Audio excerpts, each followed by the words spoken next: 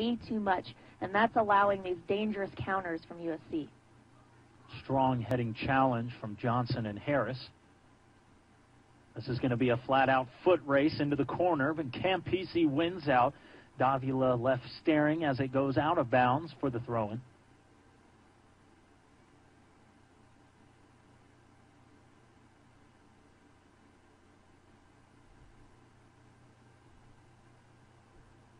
Nice turn from Eddy.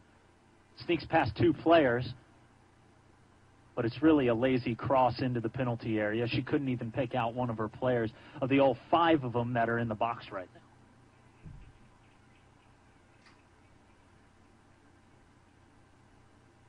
Texas on the counterattack, and they give it right back to USC.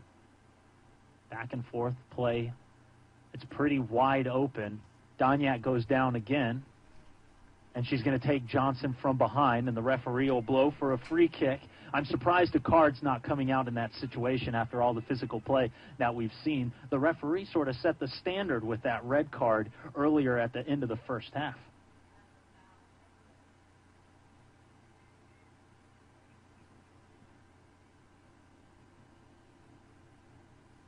Well, Fortune's going to miss out on this one-on-one challenge. Haug there just back far enough. Kick and run seems to be the theme right now for both of these teams, Jessica.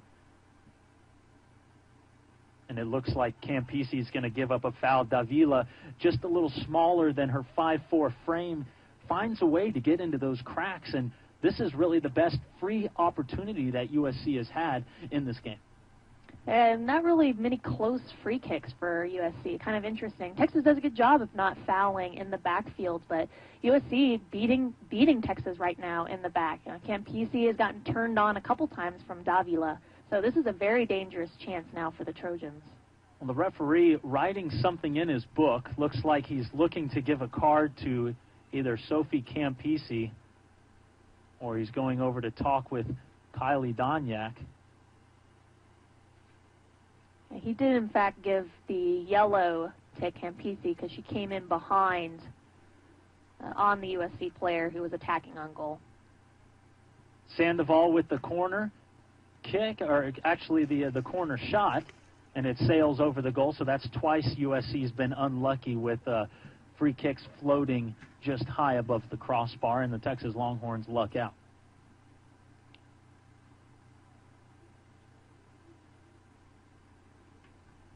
USC will have a substitution here. It looks like Autumn Altamirano will come back into the game for the defender, Ashley Fryer.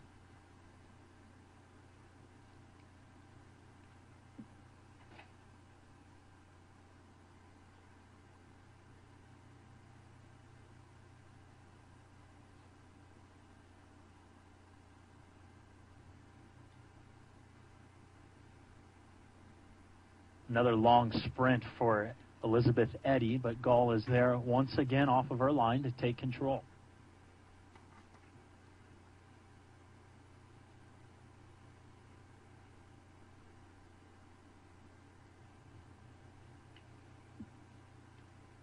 So it will go in the record book. Sophie Campisi given the yellow card in the 58th minute. It's the second of the match. The other being a red card given to Allie Harrison in the 40th minute. That's why USC is playing with only 10 players.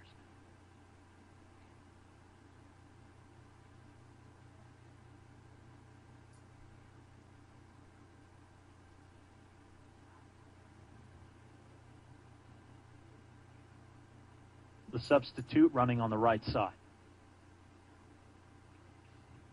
Throws in a layup, and Alexa Gall's there to clean up the mess.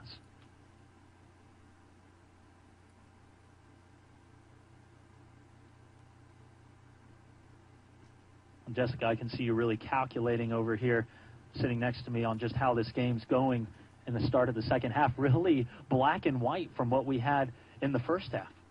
It's concerning. I think that's why you see Coach Petroselli up on the sideline very, very attentive, is because this is of concern. They're only up a goal, and right now USC seems to be pressing and pressing and pressing, knocking on the door. And one's going to fall if Texas doesn't make some changes, start pressuring a little bit earlier, staying closer to the Trojans. They're just allowing them way too much space in the midfield.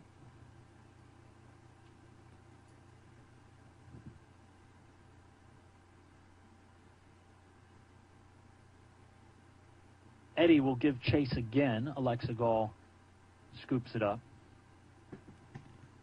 And Eddie doing a little bit of showboating there, counting on her fingers for just how long Alexa Gall holds it in her hand. Remember, you're allowed the 6 seconds after the rule change was taken just about, I think, 10, 12 years ago from the steps that you were allowed to take.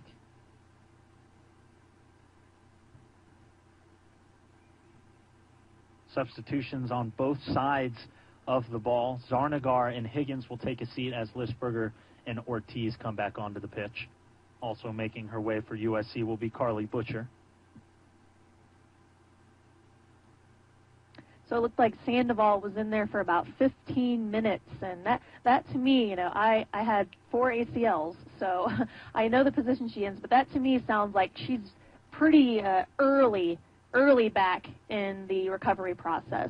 So that kind of leads me to believe that she's just getting back into playing form. She really only wants to go out there 15, 20 minutes at a time. So she's got a little ways to go if she's going to last 90 minutes.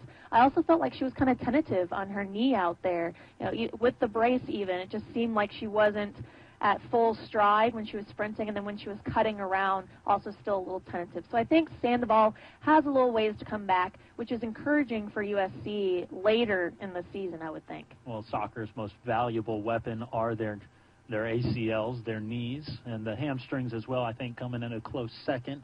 And as a former player, I mean, you know pretty much everything about what there is to know in terms of how you need to keep your legs during a season, especially this being so early on, not necessarily in a recovery period for Sandoval, but more for the fact that, well, they play about 15 to 20 games.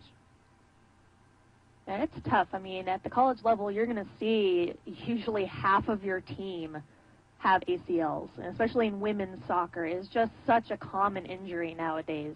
But and it's rough because you're out so long with the ACL, and you know, there's so much parity that everyone catches up to you in the game when you're out 9 months with an injury. It's really tough on these players at this point. So it's an unlucky thing, but it's also just part of the game. And hopefully Sandoval will come back and be as good as new in a couple months. Fortune's been calling for the ball about 3 or 4 times while we've been discussing over the last 3 minutes, and she hasn't gotten it until now. And it's to her feet finally. The Longhorns have had a little bit of trouble giving her the ball as she goes down here looking for the foul. Her progress was impeded, but the referee waves a finger and allows play to continue.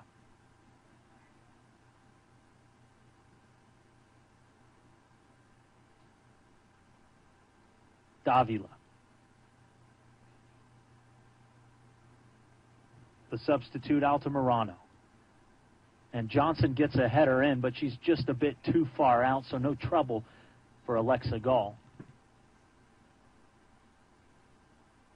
I think Fortune has very much a right to be frustrated right now. You know, obviously she's by herself up there, but there's no reason why, if you're up a player, to not be able to knock it around and then find her feet. There's an extra player out there. You just have to knock it around and find that player.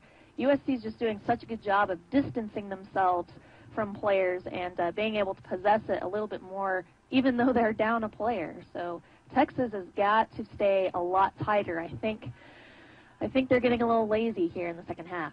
Oh, Sophie Campisi with a late challenge here, coming in for Mia Bruno, and she's going to get a double yellow and is sent off. I don't know about this, Jessica. Ted Uncle, our head referee, might be a little bit trigger happy on the cards, and now this game is evened up at 10 men apiece.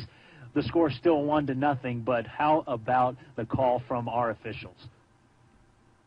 Well, it's changing the entire dynamic of the final 26 minutes, and now it's a matter of Texas being mature enough to stay calm and simply adjust. Now it's even. They should just think of it, okay, it's 0-0. It's an even game. We're just going to play our game just like when they came out in the first half and played their game. They can't let their emotions get the better of them at this point. They can't be upset. They can't be frustrated. They can't get frantic, and they can't get silly in the back. And so they just need to calm down and play their game, so we're going to see how they respond. Probably going to open up a lot more of the field now that there are only 20 field players on the pitch. Sophie Campisi thrown out of this game on a double yellow, which equals a red card in the 64th minute. USC is finding their way to get back into this game slowly but surely, as it looks like Elizabeth Eddy is called offside, but the Longhorns really have been playing on their back heel since they started this second half. Very scary in the back right now. I just think they're a little nervous and they're getting a little frantic. They got to stay composed. That is the iconic element to a strong women's college soccer backfielder, a defender, is being composed under pressure. When someone's running at you a million miles an hour, can you take the ball down and play it nice and cleanly? Or do you freak out? Do you freak out and make a mistake? And right now, Texas is freaking out a little bit all over the field. They need to calm down, pass the ball around, and just play soccer. Fortune hobbling just a bit after she looked to have been kicked in the ankle. Kate Nicholson came in for Sophie Campisi after the red card for a substitute on the back line. We'll check and see which midfielder was taken off.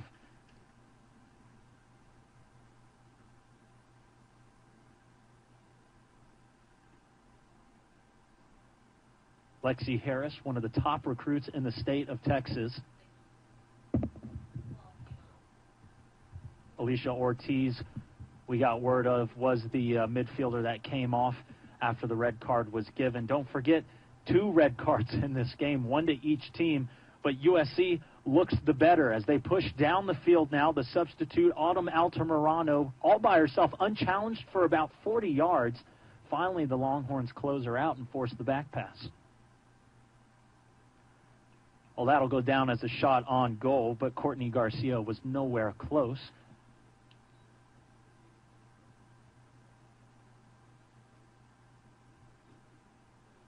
Haley Boyson will come back onto the field. Boyson, known as a midfielder, looks like she's going to actually take the place up top as Elizabeth Eddy takes a place on the bench.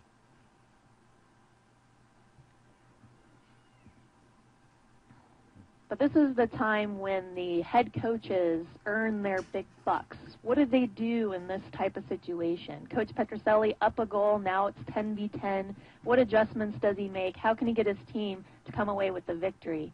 And then on the flip side of that, and I wanted to say his name at least once, Coach Hashroshihine on the USC side. I think he did better than me. Yes, I think he needs to look at it as, okay, how can I get a goal here? How can we even this up?